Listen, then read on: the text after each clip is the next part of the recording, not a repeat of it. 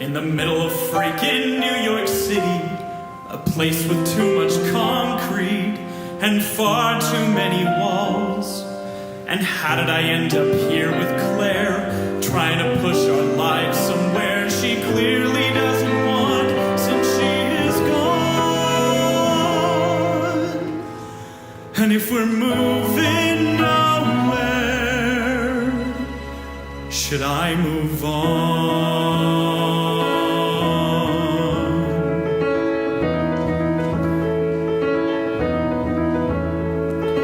I moved to the city not because I needed quiet, and not because I wanted extra space. No, I moved to New York because when you read about the city, you read about how there's so much in such a tiny place.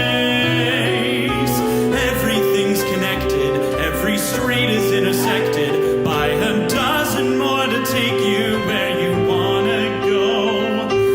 Every road is straight and clear, it's hard to lose your way, and that's a perk of living here, isn't it? So why, when I'm with Claire, am I unsure of where we're going?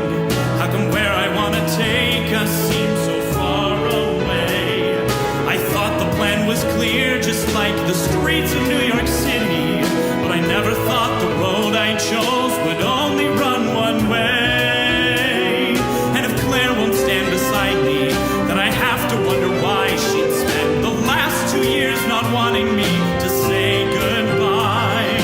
And I don't want to start that now, I don't want to let go, 'cause she's the only reason why I am living in this 100-story city, where you've got to hold on tight to what you care for. She's why I'm one out of 100 million people, sticking out the angry cars, the crowded streets, the lack of stars, putting up with so much that it's all the blur. And that's what I've been doing, just to be with her. So I don't understand what I'm supposed to do now. I don't want to be a person who is always standing still. I wish that I could make people disappear, except for her. I just want to see her. What am I doing in this 100-story city? Nobody's moving fast but going nowhere. Oh, I don't care if there's 100 million people. I just want to be with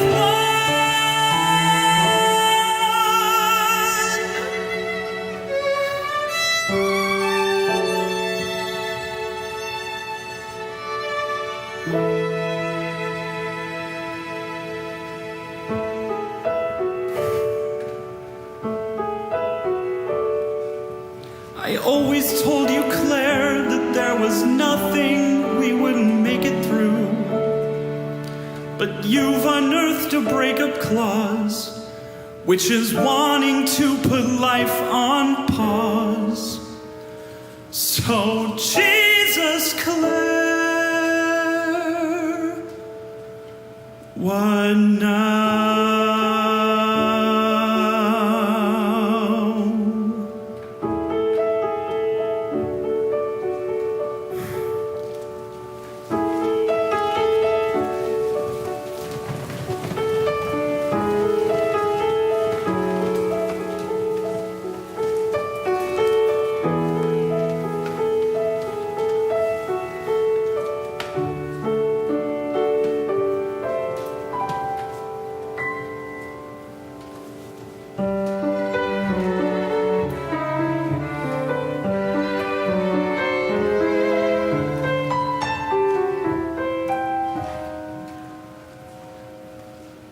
We met.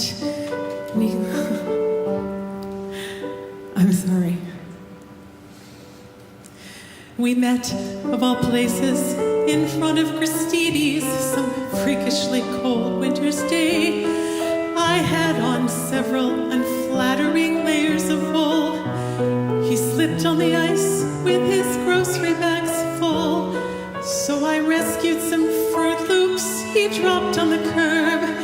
and he made some remark that my smile was superb.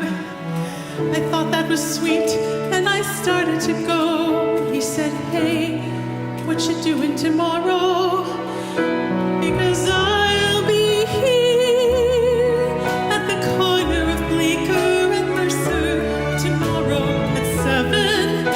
If you want to meet up, I'll be waiting right here.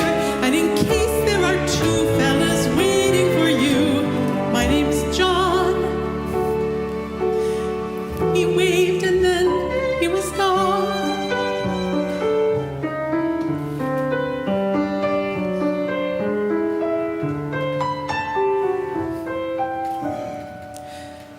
Needless to say, I went back there to meet him, mostly to see if he'd show. And there he was, out in the cold with his jacket pulled tight. He took me to dinner and kissed me goodnight. The next week we went to this terrible play, and the week after that drank hot chocolate all day. And suddenly 8 or 9 months had flown by, and he said, hey, what you doing the rest of your life? Because I'll be here right beside you as long as you want me to be. There's no question. There is nothing I've wanted so much in my life. This might sound immature, but I'm totally sure you're the one.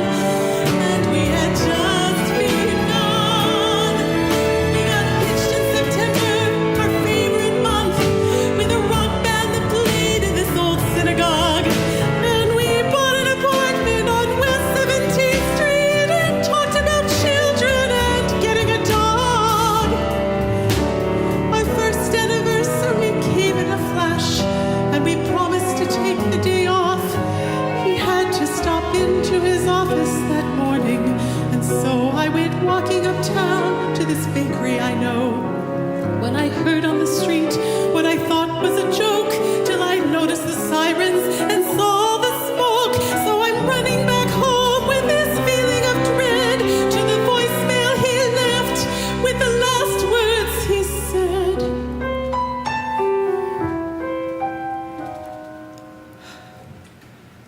I'm sorry.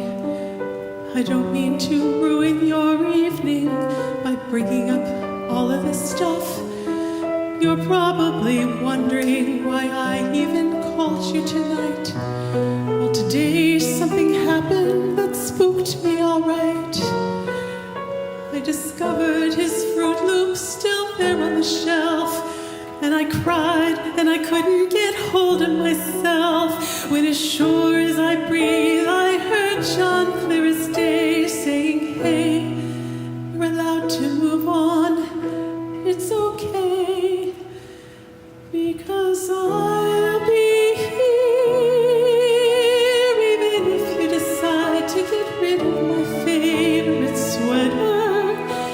Even if you go out on my birthday this year, instead of sitting at home letting all of life's moments pass by. You don't have to cry, because I'll be here when you start going back to the places we went to together. When you take off my ring and you let yourself smile. When you meet someone handsome and patient and true. When he says that he wants to be married to you. When you call him one night and he meets you downtown, and you finally answer him yes. Yes, Jason, I will marry you. I will give you my heart. It has taken so long, but I'm ready to start. Right now, John's whispering congrats in my ear, 'cause I finally let myself tell you that